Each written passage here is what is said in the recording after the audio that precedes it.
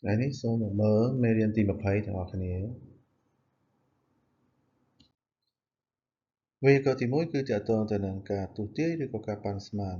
ក្នុងករណីនេះគឺយើងប្រើទម្រង់ to omoimasu នៅក្នុងខាងមុខ to omoimasu គឺយើងប្រើទម្រង់ធម្មតា futsuke ឧទាហរណ៍私は明日いい天気だと思いますចឹងឧទាហរណ៍នេះមានន័យថាខ្ញុំគិតថាថ្ងៃស្អែកវានឹងមានអាកាសធាតុល្អចឹងការដែលគិតថាជាអាកាសធាតុល្អហ្នឹងគឺជាការទស្សន៍ទាយរបស់អ្នកនិយាយឧទាហរណ៍មួយទៀត雨が降らないと思いますចឹងឃ្លានេះមានន័យថាខ្ញុំគិតថាថ្ងៃស្អែកវានឹងមិនភ្លៀងនោះទេចឹងនេះជាការទស្សន៍ទាយឬក៏ជាការប៉ាន់ស្មានរបស់អ្នកនិយាយផងដែរចឹងចំពោះទម្រង់ធម្មតារបស់ to 思いますគឺយើងបំបែកតាមនេះឧទាហរណ៍ថា 暇ですអញ្ចឹងទៅជា 暇だと思います暇じゃありませんទៅជា暇じゃないと思います暇でしたទៅជា暇だったと思います暇じゃありませんでしたទៅជា暇じゃなかったと思いますបន្ទាប់ពីមើលវេយ្យាករណ៍ខាងលើរួចសូមមកមើលលំហាត់អនុវត្ត A1 ហើយនិង B1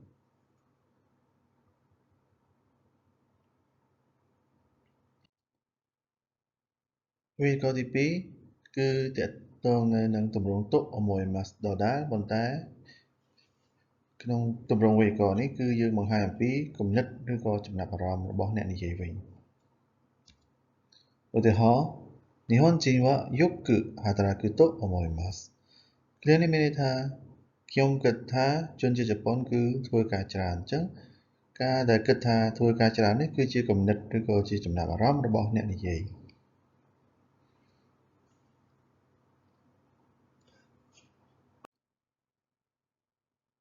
បន្ទាប់ពីមើលវេយ្យាករណ៍ខាងលើរួចសូមមកមើលលំហាត់អនុវត្ត A2 B3 ហើយនិង B4 ទាំងអស់គ្នា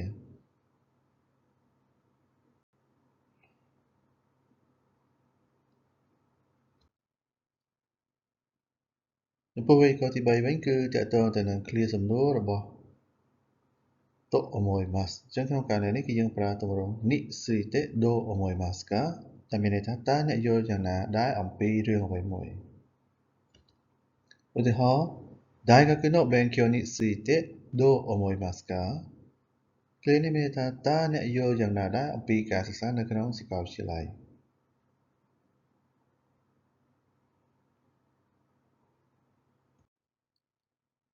ឥឡូវនេះសូមមកមើលលំហាត់អនុវត្ត B5 ទាំងអស់គ្នា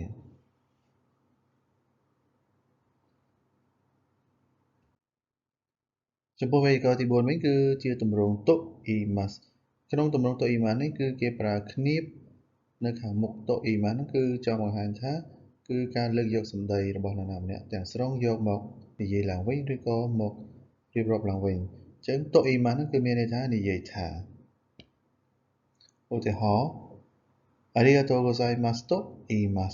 ឃ្លានេះមានន័យថាគេនិយាយថាありがとうございますអញ្ចឹងមានន័យថាគឺលើកយកសម្ដីទាំងស្រុងមកនិយាយតែម្ដងគឺសម្ដីគេហ្នឹងគឺថាありがとうございます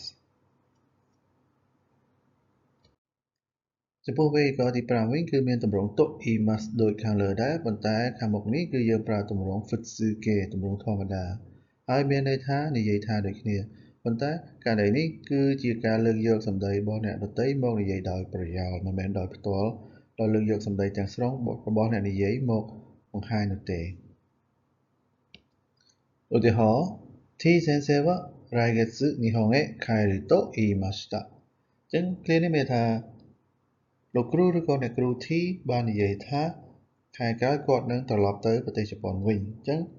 ទម្រង់នេះគឺយើងប្រើលក្ខណៈការនិយាយដោយប្រយោលមានថាយកសម្ដីរបស់គេមកនិយាយឡើងវិញឥ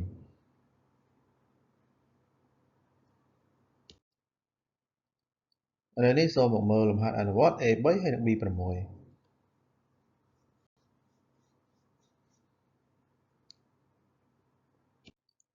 វេយ្យាករណ៍ទី6គឺទម្រង់ desho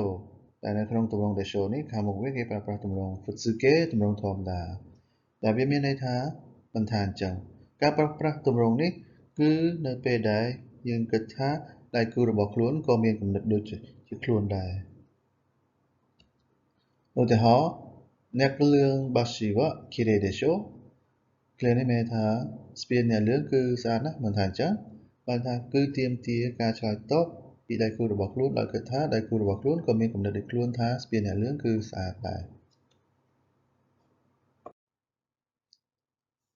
បន្ទាប់ពីមើលវេយ្យាករណ៍ខាងលើរួចសូមមកមើលលំហាត់អនុវត្ត A4 B7 ហើយនិង B8